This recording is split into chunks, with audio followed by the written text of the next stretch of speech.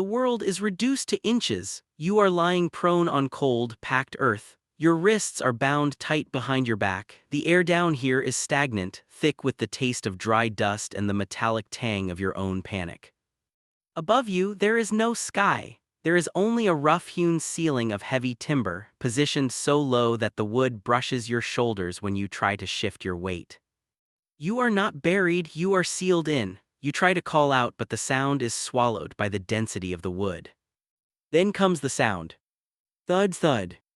Heavy, rhythmic impacts reverberate through the planks and straight into your ribs. Dust filters down into your eyes. Something massive is settling above you. The wood groans under a new, immense burden. The ceiling dips, pressing physically against your spine.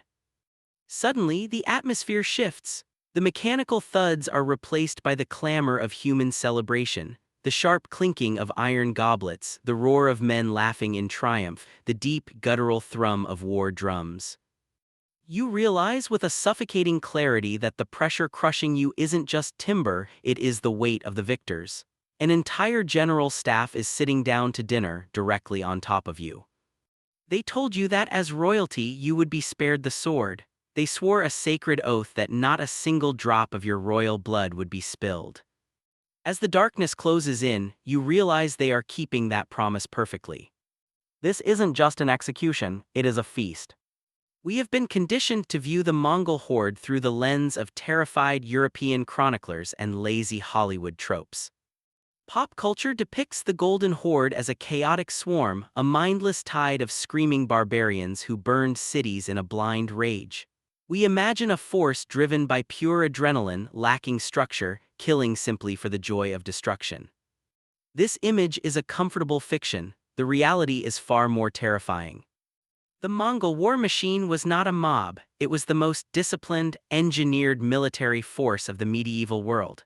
They were not the wild savages the ruse princes arrogantly believed them to be. They were cold, legalistic pragmatists who viewed war as a logistical equation to be solved. They did not kill without reason, they killed with procedure. To understand the nightmare of the feast, you must understand the law that governed it. The Mongols worshipped the eternal blue sky, Tengri. Under their spiritual code, blood was considered the dwelling place of the soul. For a common soldier, death by the sword was standard. But for royalty, for men of noble lineage, there was a strict, inviolable taboo. It was forbidden to spill royal blood onto the earth. To let a king's blood touch the ground was to insult the sky spirits and invite cosmic retribution. The horror you are witnessing, therefore, was not an act of chaotic cruelty, it was a loophole. The Mongols needed the ruse princes dead, but their religion forbade them from drawing a blade, so they engineered a solution. They built a platform, they turned an execution into a dinner party. This was a religious workaround designed to exterminate their enemies without technically breaking a single spiritual law. The year is 1223. The stage is the banks of the Kalka River in the churning heart of modern-day Ukraine.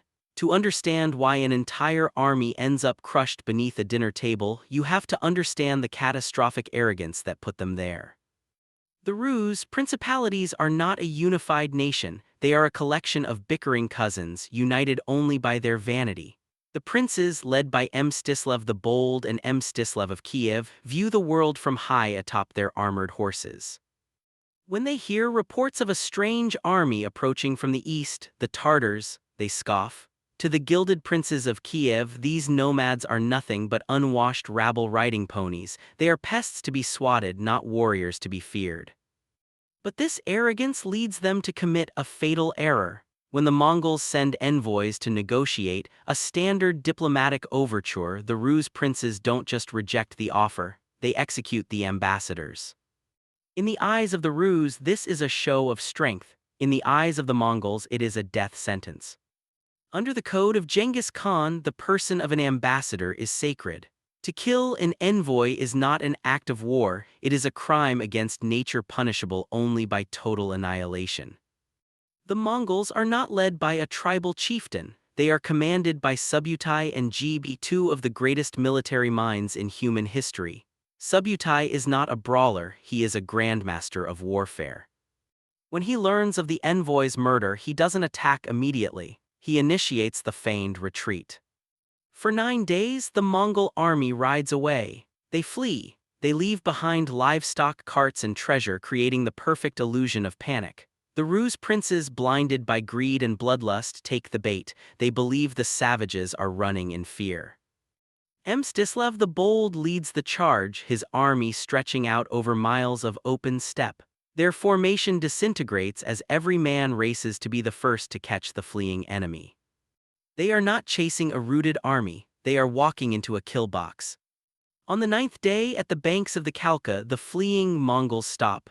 They turn their horses around. The chaotic swarm suddenly snaps into rigid, terrifying formation. As the exhausted, disorganized Rus army crashes into the Mongol shield wall, the trap slams shut. The hunters have become the prey. The Battle of Kalka River does not end, it dissolves. The Rus army, once a terrifying wave of steel, is broken into isolated pockets of panic. The steppe is littered with the debris of a routed force. But one stronghold remains. Mstislav of Kiev, watching the disaster from the rear, retreats to a rocky, fortified hill. He circles his wagons, establishes a perimeter, and digs in. For 3 days he holds out. The Mongols, pragmatic as always, calculate the cost of storming the hill. It would be expensive in arrows and lives. They prefer efficiency. So the shooting stops. The silence that follows is not peace, it is negotiation. Subutai sends an intermediary. He chooses a man named Ploskania, a leader of the Brodniki wandering rivermen who have sided with the Horde. Ploskania approaches the fortified wagons with a white flag and a holy promise. He offers terms: if Mstislav and his nobles surrender, they will be ransomed. They will be treated with the dignity befitting their rank. Ploskania swears a solemn oath, kissing the cross to seal the pact. His specific wording is careful, chosen with the precision of a lawyer drafting a contract. He promises that if they lay down their arms, not one drop of your blood will be shed. Mstislav of Kiev, looking at his dehydrated men and the endless ocean of Mongol cavalry surrounding him, accepts. He believes he is negotiating with men of honor. He orders his troops to disarm. The gates of the wagon fort are opened. The moment the weapons touch the ground, the system activates. The common soldiers are separated and led away, but the princes and the high nobility are treated differently. They are not struck, they are not stabbed, instead they are swarmed by silent, efficient guards who force them to the ground. Thick hemp ropes are brought out. The princes are bound hand and foot, their bodies straightened and aligned like logs at a lumber yard. They are carried to a flat depression in the earth. They are laid down in rows, shoulder to shoulder, face down or face up, creating a living carpet of nobility. Then the engineers step forward. They do not bring swords, they bring carpentry tools. Heavy wooden beams are dragged from the baggage train. The Mongols begin to construct a floor. They lay the massive planks across the bodies of the princes, bridging the gaps, creating a stable, flat surface. It is a construction project. The prisoners are no longer enemies, they are the foundation. The clinical nature of the work is what makes it horrifying. There is no anger in the workers' movements, only the steady rhythm of labor as they build a stage for the night's festivities. The sun dips below the horizon, painting the steppe in blood-red hues, and the construction is complete. The stage is set, now the performance begins. Subutai, Jeeb, and the high-ranking nobility of the Golden Horde ascend the wooden platform.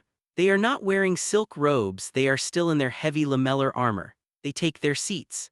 Heavy oak tables are dragged onto the boards, followed by massive platters of roast mutton and iron cauldrons of fermented mare's milk. The mechanics of the end are simple and devastating.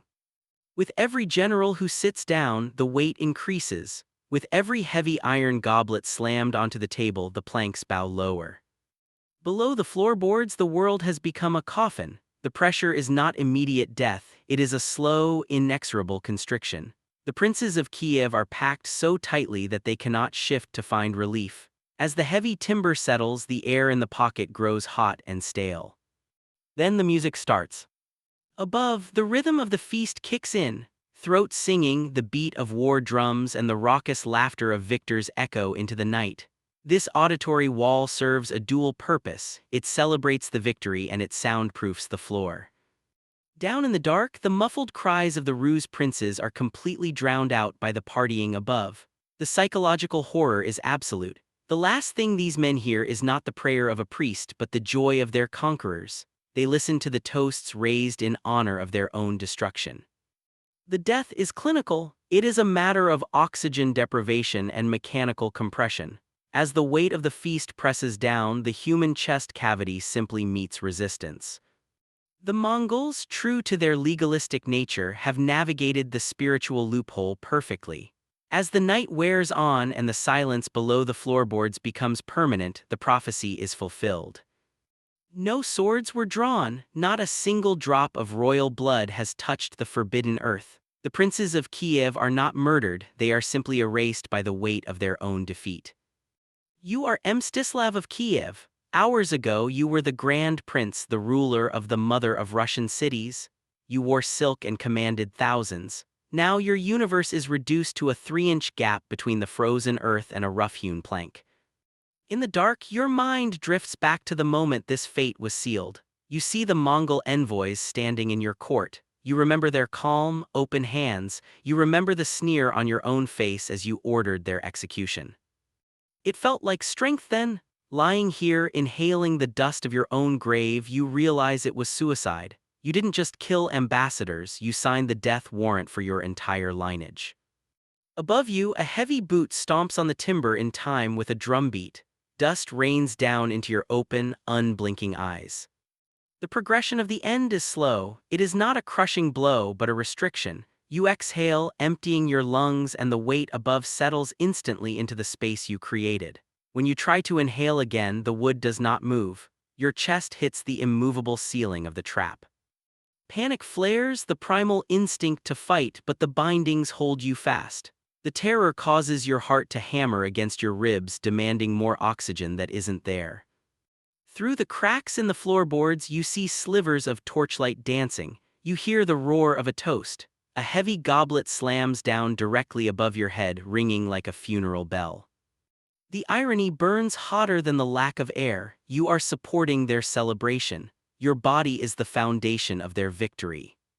Slowly, the panic gives way to the gray fog. The edges of your vision blur. The shouting above begins to sound distant, like it is coming from underwater. The struggle dulls into a heavy lethargy. You are the Grand Prince of Kiev. You are the defender of the faith. You are a floorboard. As the darkness becomes absolute, the last thing you feel is the vibration of the dance. The last thing you know is silence. The sun rises over the Kalka River, casting long, pale shadows across the steppe. The music has stopped. The drums are silent. The only sound remaining is the wind whistling through the gaps in the wooden platform. The feast is over. When the Mongol engineers return to dismantle the stage, the scene is quiet. They lift the heavy timber planks, exposing the earth below. There is no movement. The stillness is absolute. The grand princes of the Rus, the commanders of the great armies, and the flower of the Slavic nobility have been pressed into the history books. The scale of the devastation is total. In a single battle and its gruesome afterparty, 90% of the Rus' army has been erased. The breakdown of command is so severe that for decades, the region simply ceases to function as a military power. But the true horror for the survivors peeking out from the forests isn't the pile of bodies, it is what the Mongols do next. They don't occupy the cities, they don't set up a tax system, they simply mount their horses and vanish back into the east. The Rus are left confused, terrified, and broken, wondering if it was a nightmare. They do not realize the grim strategic reality. This was not an invasion force. This was a reconnaissance mission. Subutai and Jeeb were merely scouting the terrain. They crushed the combined might of the Russian principalities as a side quest. This event leaves a psychological scar that will fester for centuries. The feast on the bones becomes the dark legend that foreshadows the true apocalypse to come. Years later, when the Horde returns under Batu Khan, this time to stay, the Rus already know their fate. They know that to the Mongol war machine. They are not warriors to be fought, they are merely the floorboards beneath the conqueror's feet. This is the beginning of the Tatar yoke, and it started with a dinner party. Who really were the savages on that hill? We are taught to see the Rus princes as the bastions of civilization. They wore imported silk. They built soaring stone cathedrals, they drank from silver goblets, yet when faced with peace they murdered the envoys, a crime that transcends borders. And we are taught to see the Mongols as animals. They lived in felt tents, they drank blood, they never washed their clothes, yet in the heat of total victory they adhered to their laws with terrifying rigidity. They promised not to spill blood and they kept that promise.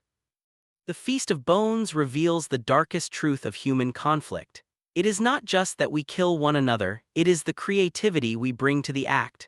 We do not simply exterminate our enemies, we invent mechanisms of death that mock them. We turn their defeat into a literal platform for our celebration.